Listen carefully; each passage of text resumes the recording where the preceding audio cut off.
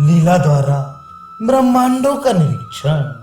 श्री वशिष्ठ जी कहते हैं, रघुनंदन, तदनंतर लीला ने उस अपरिमित चेतन आकाश स्वरूप परमात्मा में इस जगत की ही भांति फैले हुए अनंत ब्रह्मांडों को देखा।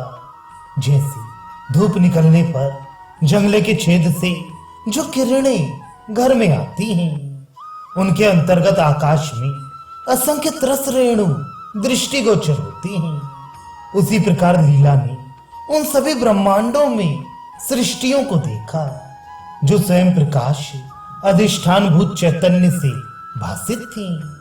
अविद्या रूपी जल से भरे हुए महाकाश रूपी महासागर में महाचैतन्य के इस स्फुरण रूप द्रव्य से प्रकट हुए असंख्य ब्रह्मांड रूपी बुद्बुदों को लीला ने लक्ष्य किया।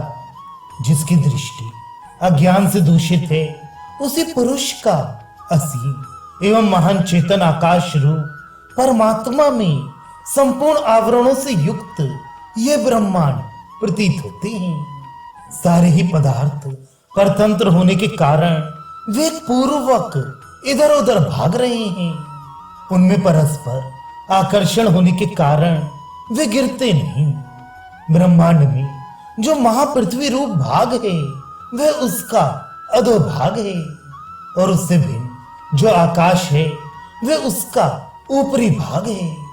जैसे गोल मिट्टी के ढेले में 10 दिशाओं की ओर से सटी हुई चींटियों के जो पैर होते हैं, वे ही उनके लिए अधोभाग हैं, और जिस ओर उनकी पीठ रहती है, वही ऊपर का भाग है। उसी प्रकार 10 दिशाओं में संलग्न जो पैर हैं, वे ही नीचे के भाग कहलाते हैं, और आकाश की ओर जो पीठ या सिर होते हैं, उन्हें ऊर्ध्व भाग में स्थित बताया गया है। यह बड़े बड़े विद्वानों का कथन है। किन्हीं किन्हीं ब्रह्मांडों के भीतर की भूमि वृक्षों और वल्मीकों के समूह से व्याप्त है, उसमें मनुष्य नहीं है।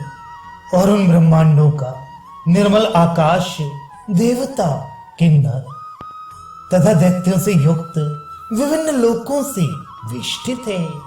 जैसे पका हुआ अखरोट का फल छिलके से ढका रहता है, उसी प्रकार कुछ ब्रह्मांड तत्काल कल्पित जरायुज, उद्भिज, अंडज और स्वेदज नामक 4 प्रकार के प्राणियों तथा ग्राम, नगर और पर्वतों से युक्त होकर उत्पन्न हुए हैं। स्थिति काल में संपूर्ण पदार्थ चेतन परब्रह्म परमात्मा में रहते हैं। सृष्टि काल में उससे उत्पन्न होते हैं, और प्रलय काल में सब उसी में लीन हो जाते हैं। अतः संपूर्ण दिशाओं, कालों और वस्तुओं में वही है, उससे अतिरिक्त कोई नहीं है। वही नित्य सर्वमय आत्मा है। उस परम प्रकाश के सागर शुद्ध बोध में चेतन आकाश स्वरूप परब्रह्म परमात्मा में ब्रह्मांड नामक तरंगे निरंतर उठती और विलीन होती रहती हैं।